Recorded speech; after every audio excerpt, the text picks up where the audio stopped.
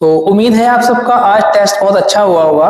उसी टेस्ट में जो क्वेश्चंस दिए थे हमने, अभी सभी क्वेश्चनों की हम लोग सॉल्यूशंस देखेंगे, क्या इनके आंसर्स रहेंगे। उम्मीद ये करते हैं कि सभी बच्चों के क्वेश्चंस बहुत बेहतर हुए होंगे, सबके आंसर्स बहुत अच्छे आए होंगे। ठीक है, जिनको जो डाउट्स है, कुछ क्वेश्चंस बने हैं, लग रहा है कि गलत है, तो हम लोग 1 बाय 1 करके सारे सॉल्यूशंस को डिस्कस करते हैं। ठीक है, तो देखते हैं पहला क्वेश्चन क्या कह रहा है कि ए और बी की आयु का अनुपात है 3:4। ठीक है, और 4 वर्ष पहले उनकी आयु का अनुपात था 5:7। 4 वर्ष के बाद की डाटा बताना है कितना होगा। देखो क्या करना है फिर, इसमें आपको प्रेजेंट वैल्यू दे रखी है 3:4, 4 वर्ष पहले का डाटा दे रखा है 5:7। ठीक है, आपको हमने इस तरीके से क्या फंडा बताया था कि ऐसे क्वेश्चनों में डायरेक्ट डिफरेंस को हम लोग बराबर करते हैं, जो कि डायरेक्ट दिया नहीं है। देखो 4 और 7 का अंतर कितना है, 3, यहाँ पे अंतर कितना है, 2, दोनों का अंतर अलग अलग हो रहा है। तो ऐसे प्रश्न को सॉल्व करते समय ध्यान ही रखना होता है कि इनको डायरेक्ट कंपेयर करना है, तो इनका डिफरेंस बराबर करो। डिफरेंस बराबर करने का तरीका होता है कि भाई 5 और 7 का अंतर जो 2 है, इसको ऊपर मल्टीप्लाई करो, ऊपर का अंतर जो 1 है, इसको आप नीचे मल्टीप्लाई करेंगे, क्या आएगा, देखो ये आ जाएगा 6 और 8, 1 से मल्टीप्लाई करेंगे तो 5 और 7, ये आ गया। और अंतर देखेंगे कितना आ रहा है, अब 1:1 आ गया। यहां तक क्लियर हो गया। अब आप देखिए भाई, अगर आज से 4 साल पहले की बात कर रहे हैं, तो यानी कि 4 साल का गैप रहा होगा। आज से पीछे 4 साल जाएंगे तो 4 साल का गैप हो गया, मतलब यहाँ पे जो गैप है वो कितना है, 4 वर्ष का गैप है। तो सीधे सीधे कह सकते हो भाई 1 का मतलब कितना है, 4। अगर यहाँ पे हम लिखते हैं 1 का मतलब अगर 4 है, प्रेजेंट वैल्यू अगर निकालते हैं 6 का मतलब हो जाएगा 24, 8 का मतलब हो जाएगा कितना, 8 चौक 32। ये वैल्यू कहाँ की आ गई है, प्रेजेंट की आ गई है। लेकिन क्वेश्चन आपसे प्रेजेंट वैल्यू नहीं जानना है, वो आपसे क्या कह रहा है, 4 साल के बाद बताओ कितना होगा। तो भाई प्रेजेंट से 4 साल आगे बढ़ना है, तो इसमें 4 साल जोड़ेंगे तो कितना हो जाएगा, 28। इसमें अगर 4 साल जोड़ेंगे तो कितना हो जाएगा, 36। यहां तक क्लियर है। अब क्या करना है भाई, इसको 4 से कैंसिल कर लो, तो ये आ जाएगा 7 और 9। तो आपका आंसर क्या लगेगा, 7:9, मतलब चौथा ऑप्शन आपका राइट होगा। ठीक है, तो ये क्वेश्चन था आपका पहला क्वेश्चन, जो आयु संबंधित प्रश्न होते हैं वहां से लिया गया था। अगला क्वेश्चन देखते हैं क्या है।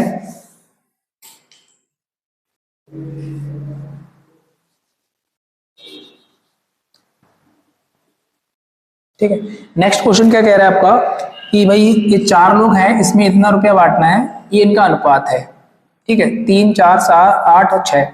तो देखो सीधे सीधे हमको क्या करना है, रेशियो में सीधे सीधे कंपेयर करते हैं। अगर आपको योग दे रखा है तो इनका भी योग कर लेंगे। तो योग कितना हो जाएगा भाई, ये हो जाएगा 8 6 14, 14 और 4 18, 18 और 3 21, यानी 21 की वैल्यू दे रखी है कितनी, 6 3 4 2। 1 की वैल्यू कितनी होगी, 21 से कैंसिल कर देंगे तो 21 3 63 और 21 दूनी 42, 302 आ गया। क्वेश्चन कह रहा है कि बी और डी का अंतर बताओ कितना होगा। तो बी और डी का अंतर है कितना, 8 और 6 का अंतर कितना है भाई, 2। 2 की वैल्यू निकाल दो, तो 2 की वैल्यू कितनी हो जाएगी, 604, यानी कि आपका option number C will be the right. ठीक है,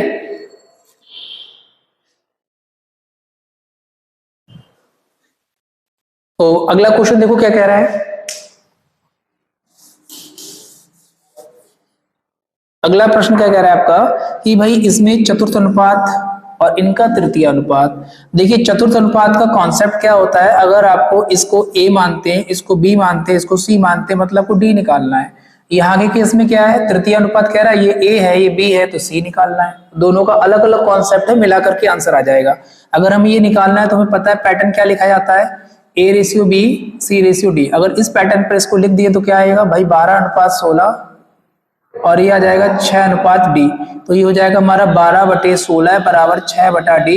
6 से कट जाएगा 2, 2 से कट जाएगा 8, मतलब डी का मतलब कितना आ गया, 8 आ गया। यानी कि हमारा चतुर्थ अनुपात कितना है, 8। अब आप इसमें देखो भाई इसका तृतीय अनुपात कैसे निकलेगा, ये भी ऐसे लिखेंगे। तृतीय अनुपात का एक कॉन्सेप्ट होता है क्या, B²/A, मतलब बी का मतलब कितना है 6, 6 का स्क्वायर बटे ए का मतलब 4, तो 36/4 करेंगे तो कितना आएगा, 9। सी की वैल्यू 9 आ गई। अब प्रश्न आगे क्या कह रहा है आपसे, दोनों के मध्य अनुपात कितना है, इन दोनों का भी अनुपात बताओ कितना होगा। तो अनुपात कितना हो जाएगा, 8:9, मतलब हमारा D option will be the right. इसमें आपको कोई भी चीज मतलब कैंसिल नहीं होगी, इतना ही रहेगा आपका क्वेश्चन। ठीक है, तो उम्मीद है तीसरा क्वेश्चन भी क्लियर हुआ होगा। अगला प्रश्न देखते क्या कह रहा है भाई। अगला प्रश्न सिक्कों पे, सिक्के वाले क्वेश्चन बहुत इंपॉर्टेंट रहते हैं। तो यहाँ बोला है कि 1 रुपया, 2 रुपया, 5 रुपए के सिक्के का अनुपात है इतना, यानी कि 1 रुपए, 2 रुपए, 5 रुपए। ठीक है, और सिक्के कितने दे रखे हैं आपको, 4 5 8। तो इसकी कीमत कितनी बनेगी, 1 रुपए के 4 सिक्के मतलब कीमत हो गई 4 रुपए, 2 रुपए के 5 सिक्के कीमत हो गई 10 रुपए, 5 रुपए के 8 सिक्के मतलब कीमत हो गई 40 रुपए। ठीक है, और क्वेश्चन में टोटल वैल्यू कितनी है 432, तो यहाँ पर तीनों को मिला दो, 40, 50 और 4 54, यानी 54 का मतलब कितना आ जाएगा 432। अच्छा, इस क्वेश्चन में एक बात ये कहना चाहेंगे कि जो आपको क्वेश्चन लिखा हुआ था एक्चुअल में वहां पे ये मिसप्रिंट था, वहां पे 1 रेशियो लिख दिया था। तो जिन बच्चों ने इस क्वेश्चन को अटेम्प्ट किया है और क्वेश्चन का आंसर अगर गलत भी है तो वाया रूल ये होता है अगर क्वेश्चन गलत है तो उसका पूरा नंबर मिलेगा। तो आपको ये अगर रेशियो 1 रेशियो के साथ लिखा हुआ था तो वहां पे आपको पूरा नंबर प्रोवाइड किया जाएगा। ठीक है, फिलहाल हमारा एक्चुअल रेशियो 4:5:8 है, इसी की बेस पर आंसर आएगा इसका। अब इसको कैंसिल करते हैं तो कितना लगेगा, 54 का ये लग जाएगा 8 बार। आपको बताना 2 रुपए वाली कितने सिक्के हैं, 2 रुपए वालों का अनुपात कितना है 5, 5 का मतलब कितना हो जाएगा 8 पंजे 40, तो 40 कहाँ पे है, ये आपका आंसर है। ठीक है, ये आपका था सिक्के वाले क्वेश्चन, ये बहुत पूछे जाते हैं, इनके पैटर्न को बहुत अच्छे से क्लियर करो। सिक्के के केस में सिक्कों से कंपेयर करो और कीमत के केस में कीमत से कंपेयर होता है, बस ये इसका कॉन्सेप्ट सीखना है आपको। अगला प्रश्न देखिए क्या कह रहा है। अगला प्रश्न इनको कंबाइन करके आंसर बताने को कह रहा है कि 2a:3:d कितना होगा। तो ऐसे प्रश्न में हमने क्या बताया था, ये क्वेश्चन जो होते हैं रेशियो के बिल्कुल बेसिक क्वेश्चंस होते हैं, इनको पहले कंबाइन करना होता है। तो कंबाइन करने का कॉन्सेप्ट क्या है, a:b का मतलब है 3:5, b:c का मतलब है 7:8 और c:d का मतलब है 2:3। तो जिन बच्चों को कंबाइन करना नहीं आता वो भी यहाँ पे ध्यान से समझो कैसे कर रहे हैं इसको। A, B, C और D, सबसे पहले आप इसको मल्टीप्लाई करेंगे तो 3 सत्ते 21 और 21 दूनी होता है 42। फिर आप यहां से स्टार्ट करेंगे और यहाँ एक नंबर ऊपर जाएंगे, मतलब 3 का पेयर मल्टीप्लाई करना है।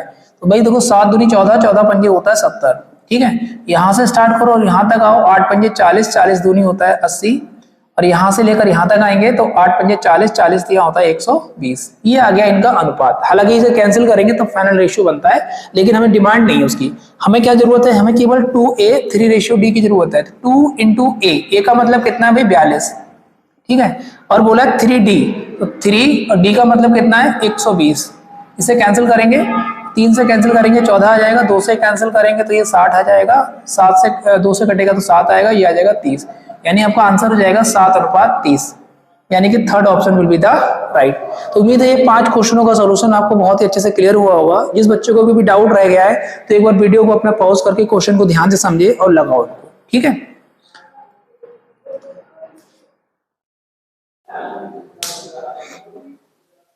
तो अगला प्रश्न हम लोग देखते हैं क्या रहेगा।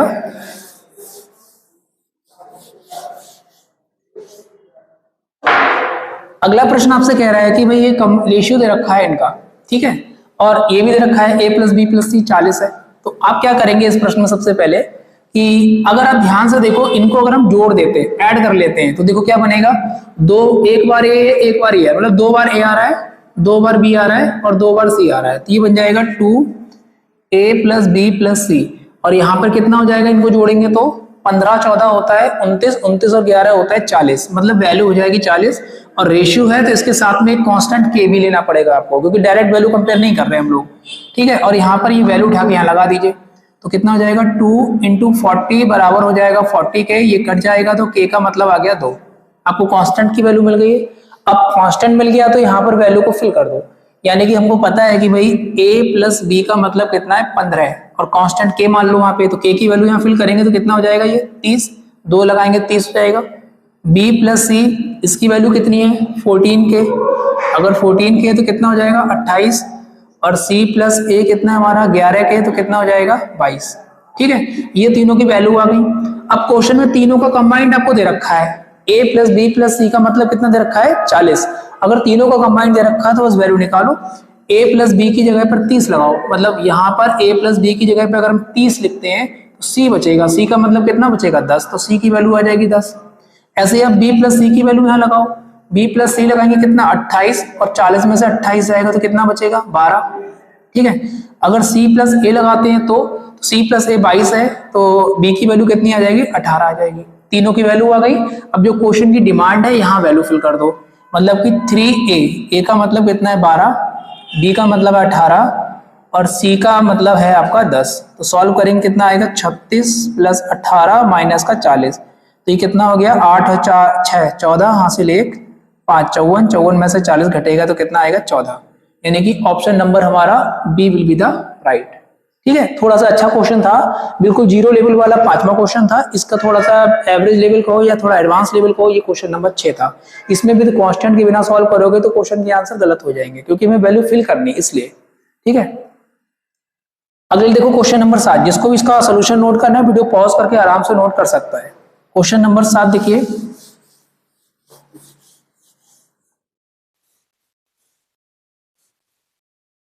7 में आपसे कह रहा है कि भाई 3 और 27 के बीच का मीन प्रोपोर्शन बताओ कितना होगा।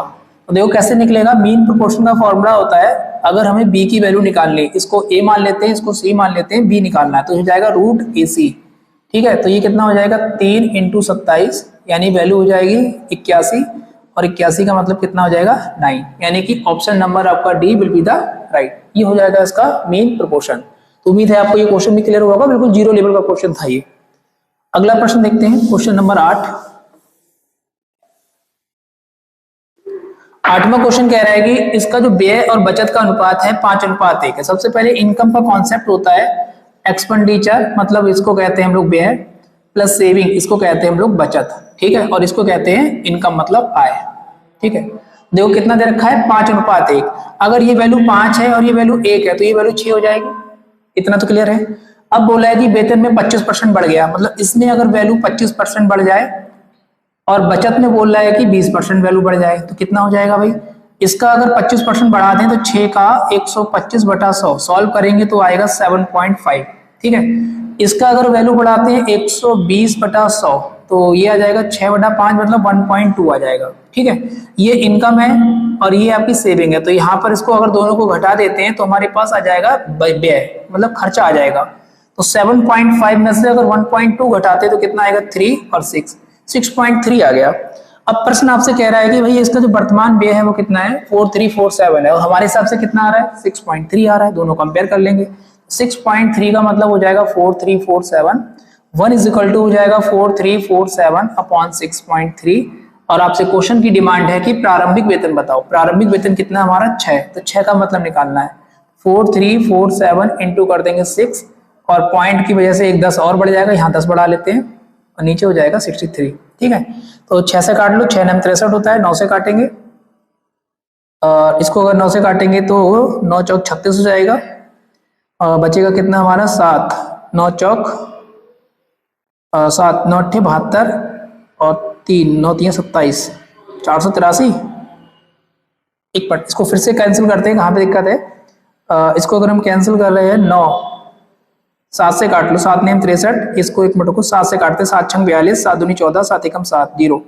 ठीक है, अब काटेंगे इसको कितने से 9 से, तो 9 6 54 और 9 9 81, 690, और गुणा में कर लो 6, तो 690 गुणा 6 कितना आ जाएगा 0, 6 9 54 हासिल हुआ 5 और 6 6 3605 होता है 41, 4140 आएगा आपका आंसर, यानी कि B option will be the right. थोड़ा सा कैलकुलेटिव पार्ट था, तो ये आपको जीरो लेवल से ऐसे लगाना था क्वेश्चन।